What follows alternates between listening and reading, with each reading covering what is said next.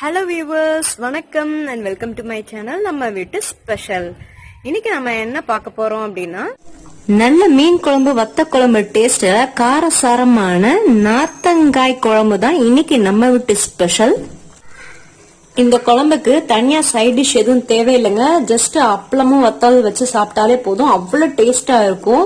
குழம்பு எவ்வளவு திக்கா இருக்கும் அந்த அளவுக்கு நம்ம சாப்பிட்டு முடிச்சுட்டு சூடு பண்ணி திரும்ப திரும்ப சுண்டை காய்ச்சி வச்சுட்டோம் அப்படின்னா ஃப்ரிட்ஜ்ல வச்சுட்டோம்னா நல்ல ஊறுகாய் மாதிரி தொக்கு மாதிரி இருக்கும். அவ்வளவு டேஸ்டா இருக்கும். இப்போ ஃபர்ஸ்ட் நார்த்தங்காய் குழம்பு செய்யறதுக்கு நான் இன்னைக்கு ஒரு மீடியம் சைஸ் நார்த்தங்காய் தான் குழம்பு வைக்கிறதுக்கு பயன்படுத்த போறேன். இது என்ன பண்ணிருக்கேன்னா, ரெண்டா கட் பண்ணி உள்ளுக்குள்ள இருக்கிற அந்த விதையெல்லாம் தனியா எடுத்துட்டேன்.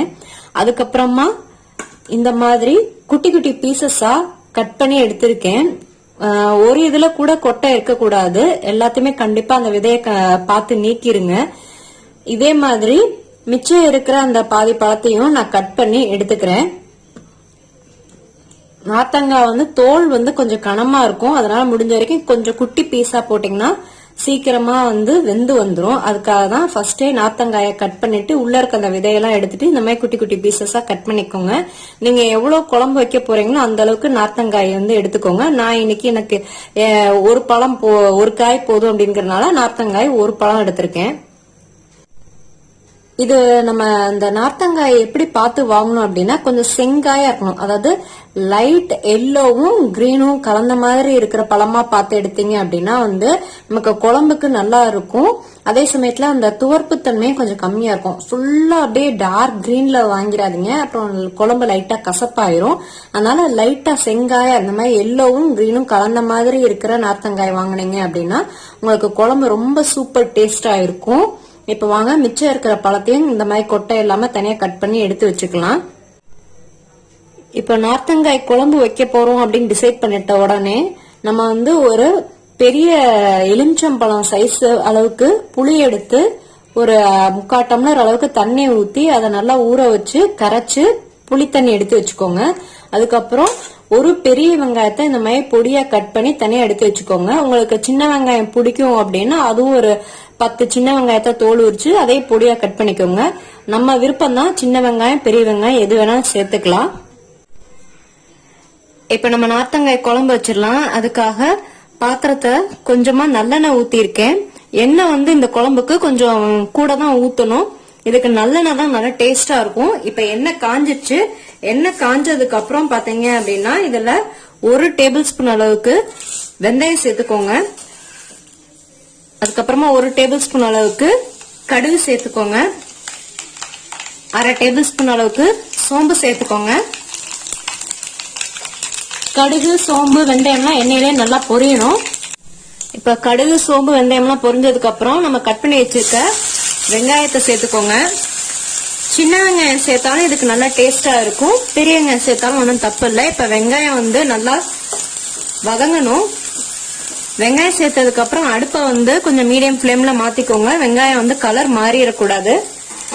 வெங்காயம் வதங்கினதுக்கு அப்புறம் அதுல 2 கொத்து அளவுக்கு கருவேப்பிலை சேர்த்துக்கோங்க. வெங்காயம் லைட்டா வதங்கிடுச்சு. இப்ப நம்ம கட் பண்ணி வச்சிருந்த நார்த்தங்காயை சேர்த்துக்கலாம். முடிஞ்ச வரைக்கும் கொஞ்சம் குட்டி பீஸா சேர்த்துக்கோங்க, அப்ப சீக்கிரம் வெந்துரும். அதே மாதிரி நடுவுல இருக்கிற அந்த விதையெல்லாம் தனியா எடுத்துருங்க. இப்ப இதெல்லாம் நல்லா மிக்ஸ் பண்ணிக்கோங்க. நார்த்தங்காயே நல்லா புளிப்பாதான் இருக்கும். அதே சமயத்துல நம்ம இன்னைக்கு புளியும் கரைச்சு ஊத்துறோம். அதனால நான் இன்னைக்கு தக்காளி சேர்க்கல. இப்ப 1/2 டீஸ்பூன் அளவுக்கு மஞ்சத்தூள் சேர்த்துக்கோங்க. அதுக்கப்புறமா உங்க காரத்துக்கு எவ்வளவு வேணுமோ அந்த அளவுக்கு சாம்பார் பொடி சேர்த்துக்கோங்க. நான் 2 ஸ்பூன் அளவுக்கு சேர்க்கிறேன். இப்ப இந்த மசாலாலாம் நல்லா எண்ணெயிலே வதங்குற அளவுக்கு நல்லா வதக்கிக்கோங்க. இந்த நார்த்தங்காய் குழம்பு டேஸ்ட் பாத்தீங்கன்னா அப்படியே நல்லா மீன் குழம்பு டேஸ்டுக்கு இருக்கும். இத செஞ்ச அன்னைக்கே சாப்பிடாம ஒரு நாள் வச்சு அடுத்த நாள் சாப்பிட்டீங்கன்னா அவ்வளோ டேஸ்டா இருக்கும். இப்ப உப்பு இப்பயே சேர்த்துட்டீங்க அப்படின்னா நார்த்தங்காய் வேகாது. அதனால குழம்பெல்லாம் கொதிச்சு ஓரளவுக்கு நல்லா வத்தி வந்ததுக்கு அப்புறம் நம்ம லாஸ்டா தான் உப்பு சேர்க்கணும். இப்ப பாத்தீங்கன்னா எண்ணெயிலே அந்த மசாலாலாம் நல்லா சுருள சுருள வதங்கி வந்துருச்சு. இப்ப நம்ம புளி கரைச்சு இதுல சேர்த்திடலாம். புளி தண்ணி சேர்த்ததுக்கு அப்புறம் நல்லா இதை கொதிக்க விடுங்க. புளியோட பச்சை வாசனை போய் நல்ல குழம்பு கொதிச்சு வரணும். இப்ப 10 நிமிஷம் ஆயிடுச்சு. நம்ம குழம்ப ஓபன் பண்ணி பாத்திரலாம். நல்ல கம கமன்னு வாசம் வர ஆரம்பிச்சிருச்சு. இந்த குழம்பு பாத்தீங்கன்னா நல்லா வத்த குழம்பு, மீன் குழம்புலாம் எப்படி கெட்டியா வைக்கிறோமோ அந்த அளவுக்கு நல்லா திக்கா இருக்கணும். குழம்பு தண்ணியா இருந்தா அவ்வளோக்கா டேஸ்டா இருக்காது. இப்ப பாத்தீங்கன்னா அந்த நார்த்தங்காயெல்லாம் நல்லா வெந்து நல்ல வாசம் வர ஆரம்பிச்சிருச்சு. இந்த ஸ்டேஜ்ல உங்க டேஸ்டுக்கு தேவையான அளவுக்கு நீங்க உப்பு சேர்த்துக்கோங்க. ஃபர்ஸ்டே சேர்த்துட்டீங்க அப்படின்னா நார்த்தங்காய் வந்து வேகாது. இப்ப உப்பு சேர்த்ததுக்கு அப்புறம் 2 நிமிஷம் நல்லா கொதிக்கட்டும். அந்த உப்பெல்லாம் கரைஞ்சு நல்லா நார்த்தங்காயோட சேர்ந்து வரட்டும்.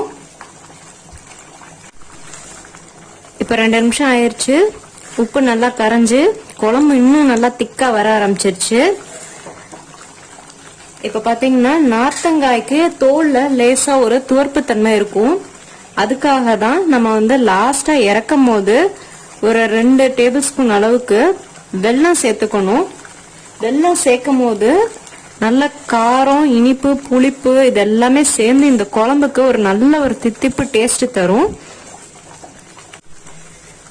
இந்த வெல்லத்தோட அளவு எவ்வளவு சேர்க்கணும்னு பார்த்தோம்னா நம்ம வாங்குற நார்த்தங்காயை பொறுத்து நீங்க வந்து வெல்லம் சேர்க்கறதுக்கு முன்னாடியே குழம்ப லைட்டா டேஸ்ட் பண்ணி பாருங்க.